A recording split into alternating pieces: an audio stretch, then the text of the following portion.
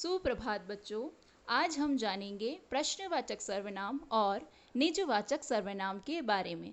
अब हम शुरू करते हैं प्रश्नवाचक सर्वनाम। प्रश्नवाचक सर्वनाम शब्द से ही स्पष्ट हो रहा है, जिससे हमें प्रश्न बनाने का तरीका ज्ञात होता है।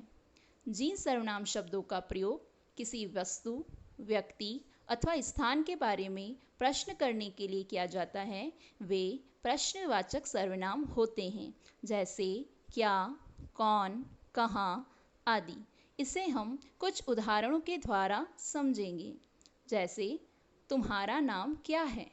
इस वाक्य के अंतर्गत क्या शब्द प्रश्न को दर्शाता है, इसलिए क्या शब्द प्रश्नवाचक सर्वनाम है।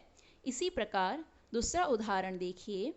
अध्यापिका ने सीता से पूछा, तुम कहाँ गई थी।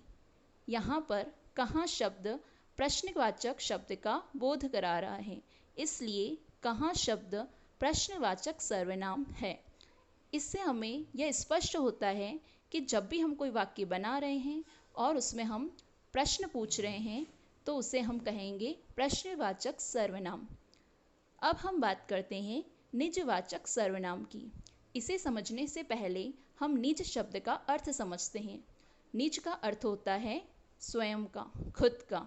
तो इस प्रकार वे सर्वनाम शब्द जिनका प्रयोग वाक्य के कर्ता के साथ अपनापन बताने के लिए किया जाता है, वे निजवाचक सर्वनाम कहलाते हैं।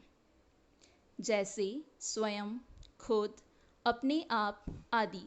इसे भी हम कुछ उदाहरणों के द्वारा समझते हैं।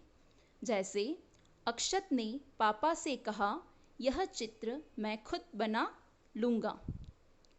यहाँ इस वाक्य के अंतर्गत खुद शब्द निजवाचक सर्वनाम को दर्शाता है। इसी प्रकार अन्य उदाहरण देखिए। सोहन ने बताया कि वह अपना भोजन स्वयं बनाता है। इस वाक्य के अंतर्गत स्वयं शब्द निजवाचक सर्वनाम को दर्शाता है।